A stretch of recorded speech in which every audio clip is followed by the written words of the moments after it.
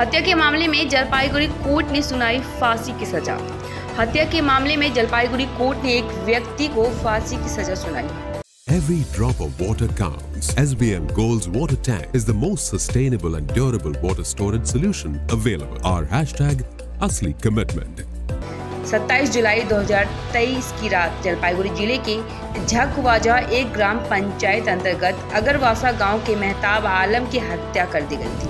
आपको बता दें कि उस दिन एक युवा पड़ोसी राजू इस्लाम सुबह अचानक अपने पड़ोसी मेहताब आलम की पत्नी की चीख से जागा था।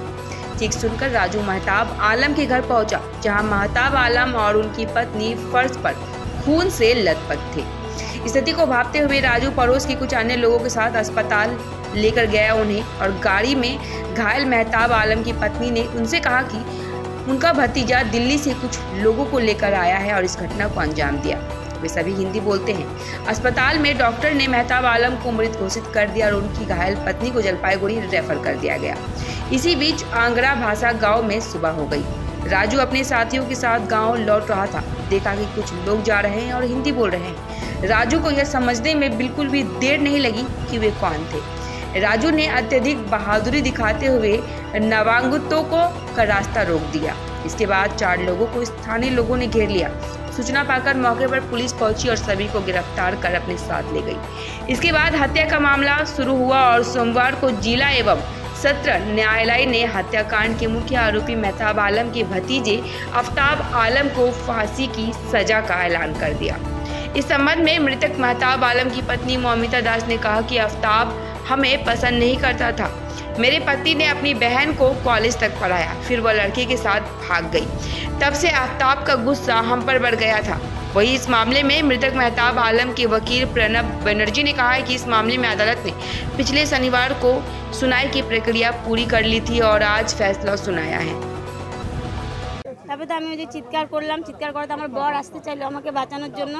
তখন আমার বর আসতে চাইলো, তখন অন্য রুমে আরও 4 জন লুকিয়ে ছিল। ওরা 4 জন আমার বরকে আটকায়, আমার রুমে আসতে দেয় না। তারপর ওকে চাকু দিয়ে মারা শুরু করে, আর এদিকে ততক্ষণে আমাকে তো মারা শুরু করেই। আমাকে মারতে থাকে, চাকুর সমানে আঘাত করতে থাকে। আমার সারা শরীরে চাকুর আঘাত আছে। তারপর আমি দেখলাম যে আমার বাচ্চারাও কাঁদছে, আমাদের বাবাকে ছেড়ে দাও দাদা, আমার বাবাকে ছেড়ে দাও। তখন আমি চিন্তা করলাম যে এইভাবে পড়ে পড়ে মার খেলে তো আমার বাচ্চাগুলোকে বাঁচাতে পারবো না। তখন আমি একটু মরার অভিনয় করলাম। মরার অভিনয় করাতে ওরা ভাবলেও যে আমি মরে গেছি। নিঃশ্বাস বন্ধ করে কিছুক্ষণ ছিলাম। তারপর ওরা আমাকে ছেড়ে আমার বরের ঘরে গেল। ওকে 6 জনে মিলে তখন মারা শুরু করলো। তারপর আমি উঠে গিয়ে তখন আমার শরীরে মনে হচ্ছিল যে আমার কিছুই হয়নি, এরকম লাগছিল। তো উঠে গিয়ে যখন আমি দেখতে গেলাম, আমার বরকে দেখি 6 জনে মিলে সমানে মারছে। ভাবলাম যে আমি এদেরকে বাঁচাতে পারবো না। তখন আমি ভাবলাম যে আমি জানলা দিয়ে পালিয়ে যাই, যদি আমি লোকজনের কাছে যেতে পারি। জানলা দিয়ে লাফানোর পর আমার শরীরটা একদম শরীরে আমার শক্তি ছিল না। তারপর আমি ওখান থেকে ছেঁচড়ে কোনো রকমে একটু রাস্তার পাশে গিয়ে একটা জঙ্গলে লুকিয়েছিলাম, যে কেউ আসলে আমি হাত দেখাবো। রাস্তার পাশে গাড়ি ঘোড়া চলে তো, তারপর ওইভাবেই ছিলাম। তারপরে কিছুক্ষণ পরে একটা গাড়ি আসে, ঢালাই গাড়ি। তো ওনাদেরকে হাত দেখানোতে ওনারা গিয়ে আমার সঙ্গে কথা বলে। আমি বললাম যে আমি অমুকের স্ত্রী। আমার তো সরাসরি রক্তাক্ত, প্রথমে চিনতে পারেনি, তাই পরিচয় দেওয়াতে চিনতে পারলো আমাদের ওখানকারই।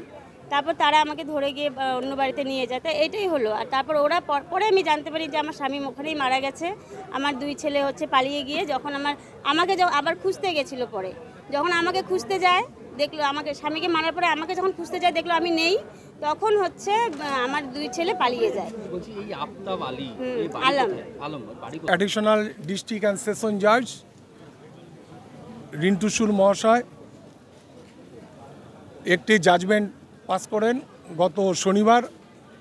সেখানটায় আসামি আফতাব আলমকে দোষী সাব্যস্ত করেন এবং আজকে সেই দোষী সাব্যস্ত হওয়ার পর আজকে সেন্টেন্স দিলেন উনি। আফতাব আলমকে ফাঁসির সাজা উনি দিয়েছেন।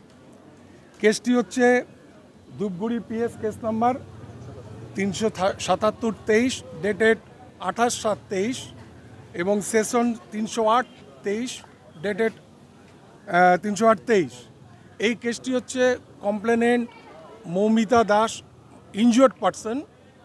হয়েছিল কি, ওই 27 তারিখ রাত্রিবেলায় এই 1:30টার দিকে, 1টা থেকে 1:30টার সময় 6 জন ডাকাত, যাদের মধ্যে 4 জন পুরুষ এবং 2 জন মহিলা, তারা দিল্লি থেকে আসে এবং তাদের মেন যে মাথা আফতাব আলম সম্পর্কে ওদের ভাগনা হয়। তার নেতৃত্বে রাত্রি 1টা থেকে 1:30টার সময় এই মেহতাব আলমের বাড়িতে তারা ঢুকে এবং ঢুকে ডাকাতি করার উদ্দেশ্যে ওই জানলা দিয়ে, রান্নাঘরের জানলা দিয়ে ঢুকে, এবং সেটা মৌমিতা দাস, তার স্ত্রী, মেহতাব আলমের ডিসিসের স্ত্রী মৌমিতা দাস, সে জেগে যায় এবং ঘরে লাইট জ্বালানো অবস্থায় ছিল এবং আইডেন্টিফাই করে যে তার ভাগনা এই আফতাব আলমের নেতৃত্বে ঘরে ডাকাতি চলছে।